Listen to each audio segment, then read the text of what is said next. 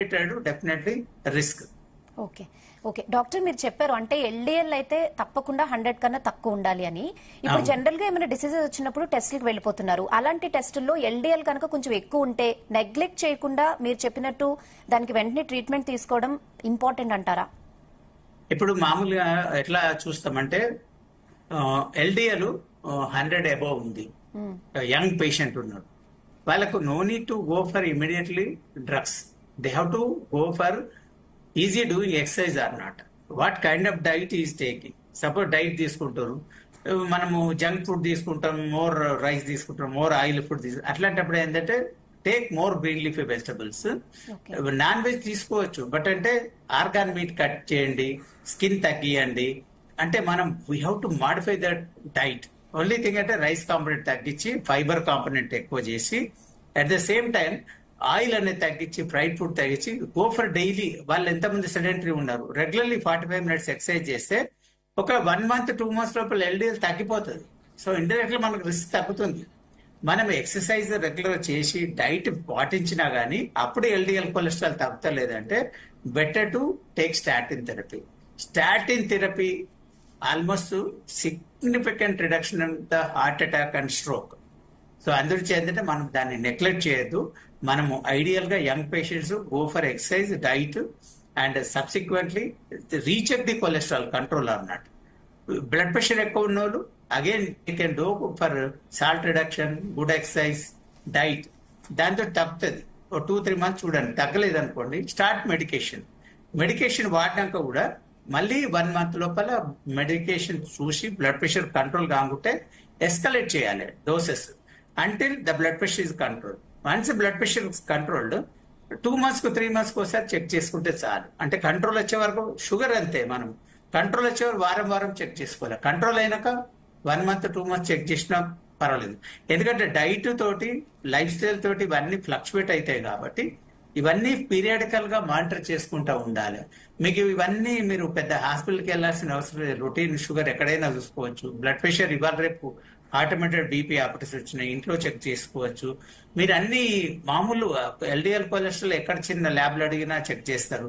ఇవన్నీ డెఫినెట్ గా మనం కంట్రోల్ చేస్తే, అంటే మెయిన్ గా ఏంటంటే మనకు అన్నిట్లో disabling disease, heart attack, heart failure, stroke, పక్షవాతం అండ్ కాళ్ళు గ్యాంగ్రీన్ అంటే కాళ్ళు చచ్చిపడిపోవడం అంటే కిడ్నీ డిసీజ్, ఇవి కంట్రోల్ చేస్తే మనం మేజర్ గా ఇవన్నీ రిస్క్ నుంచి అట్లీస్ట్ 50-60% దూరాన్ని ఉంటాం. అంటే death is inevitable, but death can be postponed and you can live with the quality of life. Suppose మనము ఇల్ హెల్త్ తోటి డ్రాగ్ చేసి, అంటే మనము అంటే ఎప్పుడైతే if you maintain good health you live longer with good health and you can postpone the death. Nobody can avoid the death. Death is inevitable, but only postpone, and as long as you live, you should be happy and with good quality of life, and you should be physically more comfortable. That is the aim of the life. Okay doctor, already diabetes ఉన్న young women heart attacks రాకుండా ఎలాంటి care తీసుకోవాలి? Diabetes ఉన్న వాళ్ళకు statin mandatory. Any diabetics, Indian diabetic, if they don't take statin it's a crime, because inevitably they are prone for heart attacks. So diabetic patients mandate to take statin therapy. Statin ante rosuvastatin gaani atorvastatin, and see that diabetic patients lo LDL cholesterol should be below 70, not 100.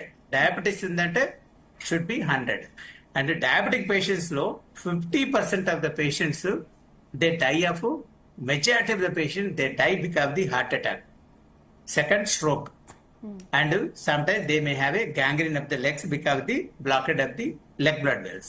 So diabetes ఉన్నప్పుడు ఏంటంటే మనము HbA1c should be maintain below 6.5. Fasting post నుంచి below పెట్టండి. Sweets తీసుకోవద్దు, fried food తీసుకోవద్దు. ఇవన్నీ జాగ్రత్తలతో పాటు statin therapy, LDL see that it's below 70. ఆల్రెడీగా డయాబెటిక్ ఉండి హార్ట్ అటాక్ లేకుంటే స్ట్రాంగ్ ఫ్యామిలీ ఉంటే బిలో 50 మెయింటైన్ చేయాలి ఎల్డిఎల్ కొలెస్ట్రాల్.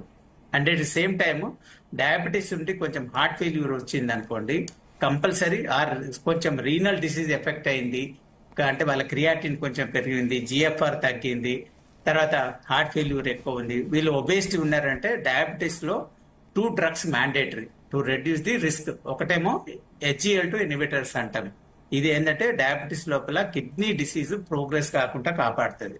ఇంకోటి ఏంటంటే డయాబెటీస్ హార్ట్ ఫెయిల్యూర్ లోపల 50% reduction in the repeat hospitalization, అంటే హాస్పిటల్లో అడ్మిషన్ కాకుండా 100 పేషెంట్స్ రికరెంట్ అడ్మిషన్స్ అవుతున్నాయి అనుకోండి మల్టిపుల్ టైమ్స్.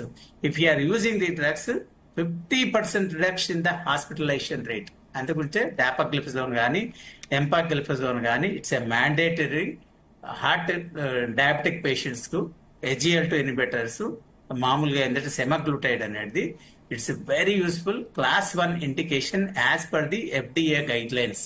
సో డయాబెటీస్ ఉన్నప్పుడు ఏంటంటే only 2 class of drugs which reduce the cardiovascular events. One is SGLT inhibitors, another one this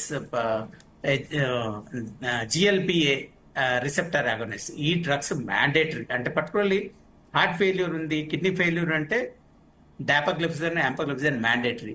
suppose weight ఎక్కువ ఉన్నారు, తర్వాత వాళ్ళకు కొలెస్ట్రాల్ లెవెల్స్ ఎక్కువ ఉందంటే GLP-1 receptor antagonist mandatory. So ఈ స్టాటిన్ థెరపీ మ్యాండేటరీ. అందుకే ఈ drugs are nowadays evidence based drugs అంటారు. డ్రగ్స్ లో మల్టిపుల్ ట్రయల్స్ లోపల బెనిఫిట్ ఉన్న డ్రగ్స్ నే రికమెండ్ చేయాలి. ఇన్ US లో డ్రగ్స్ యూస్ఫుల్ లేని యూజ్ చేస్తే they are legally liable. That is the reason now for every drug when they are using clinical trials లోపల it should reduce the mortality rate or reduce the major adverse events related to the disease. Then only those are recommended. So now whatever modern medications are there, definitely it has to be proven in the trials to give it to the patient. When the doctor is writing, doctor should be very clear about his treatment. This drug is going to reduce his mortality rate, it improves the longevity, it is going to prevent the heart attack, it is going to prevent the or kidney failure.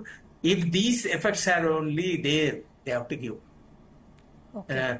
Previous medications of diabetes only reduce the numbers, but they have not reduced the mortality or cardiovascular events. But nowadays, the newer drugs significantly reduce the event rate, and these are very, very effective drugs.